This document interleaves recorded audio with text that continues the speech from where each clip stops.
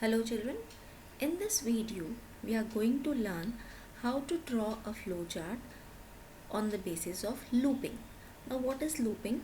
Looping is a process in which we repeat some steps to solve a particular problem. Let us take one example to understand this. I have to draw a flowchart to display counting from 1 to 20. So children, what is the logic behind this? I have to start with 0 and I have to keep on adding 1 to get the next number. As you can see, 0 plus 1 will give me 1, then 1 plus 1 will give me 2, and then 2 plus 1 will give me 3, and so on.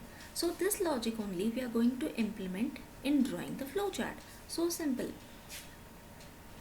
The first step is start. I have to start the number with 0, so I have taken a equals to 0.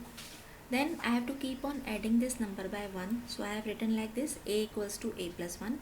Then I have to print this number, and then this process I have to continue till I get the number equals to 20. So here I have used the decision box to check if the value of a is less than 20 or not.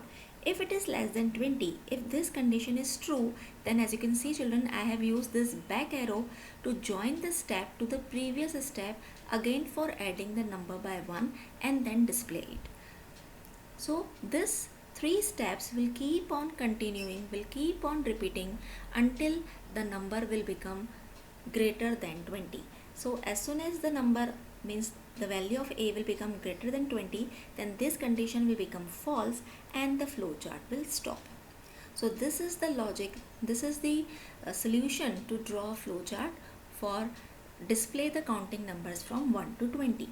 And why it is looping?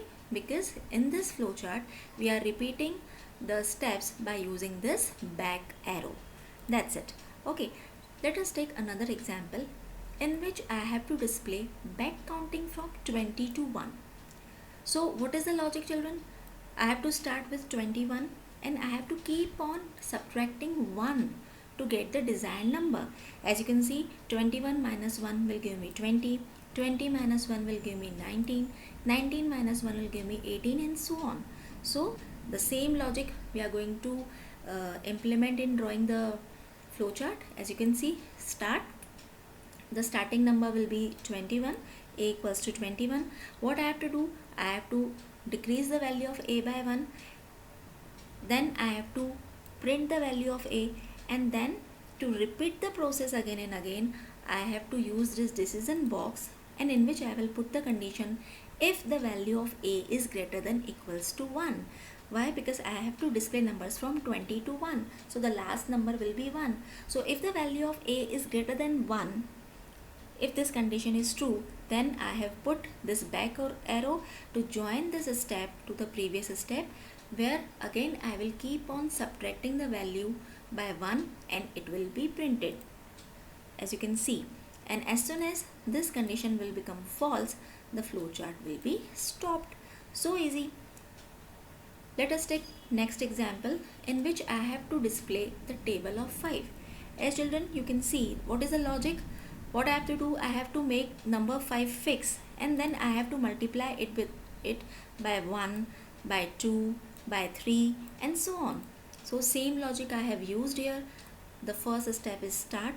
As I have to take two numbers, so I have taken two variables here, in which in A I have stored 5 and in another variable C I have stored 1.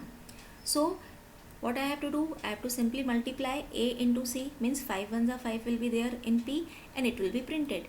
Now what I have to do, I have to keep this 5, the value of 5 fixed, but the value of this variable in which I have taken 1, I need to change from 1 to 2, 2 to 3, and so on. So see, as you can see, 1 I have taken in variable c, so I am keep on adding this variable by 1, and then for repetition, I have used the condition that this process should be repeated until the value of c is less than equals to 10.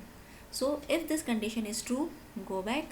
Again these 4 steps will be repeated until the value of c will become equals to 10. And as soon as this condition will become false, the flowchart will be stopped. So easy. Now children, the next flowchart is to display the sum of the numbers 1 to 10. So what I have to do, I don't have to display these numbers, I have to display the total of these numbers. Okay, so for this again what I will have to use, I will have to take one variable for addition, for doing the addition, and one variable for keep on changing the numbers from 1 to 10. So two variables I have taken, s equals to 0 and a equals to 1. In the first step, for the processing step, I have add like this, s equals to s plus a. So value of s and a will be added, so 0 plus 1 will be 1. And then what I have to do, I have to change the value of a by from 1 to 2. So what I need, to increase the value of a every time by 1. Simple. And this process will keep on repeating till the value of a will become, the value of a is less than equals to 10. If this condition is true, it will go back again and again, it will add on the values into sum. So it will keep on like this, 0 plus 1 plus 2 plus 3 plus 4 like this. So in the last, I have to display the sum. So after this condition is false, before stopping the flowchart, what I have to do, I have to display the total, I have to display the sum. So I will display it and then I will stop the flowchart. So children, I hope how to display the sum of the numbers from 1 to 10 is clear to you. Let us take another example in which I have to multiply the numbers from 1 to a specific number. Okay, and children, that is known as factorial. Okay, so what is factorial of 5? It means what I have to display, I have to display the multiplication of multiplication from 1 to that particular number. As I have to take out the factorial of 5, so what I have to display, I have to display this 1 into 2 into 3 into 4 into 5 equals to 120, means I want to display 120, and for getting 120, what I have to do, I have to multiply from 1 to that particular number. So again, I will take two variables, one for accumulating the result and one for repetition. In both the variables, I have taken 1 because I cannot take 0 here, because anything multiplied by 0 will give me 0. So both the variables I will initialize by 1. Then what I have to do, I have to multiply like this. Okay, and then the value of a I will keep on increasing, so that I have to multiply like this, 1 into 2 into 3 into 4. Okay, the value of a will be incremented by 1 till the value of a is less than equals to 5. So till 5 it will be increased and it will be multiplied to get the product, cumulative product, and as soon as the value of a will become equals to 5, I have to print the cumulative product and then I have to stop the flowchart. Simple. Okay, now the last flowchart of today's session is how to display factorial of a number. The above one was how to display the factorial of a specific number 5. So the checking condition was like this. Here what I have to do, I have to take a number from user and I have to display the factorial of that particular number. So only the change, what will be the change? Only this box will be changed, input n. This is same, the previous step in the from the previous flowchart, it is also same, this is also same.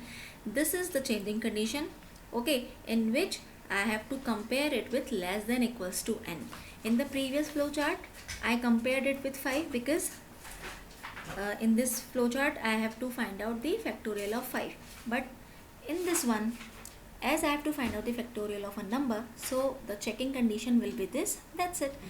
And the rest of the steps will be as it is. Okay children, so I hope now how to draw a flowchart based on looping condition is clear to you. Okay, take care, bye.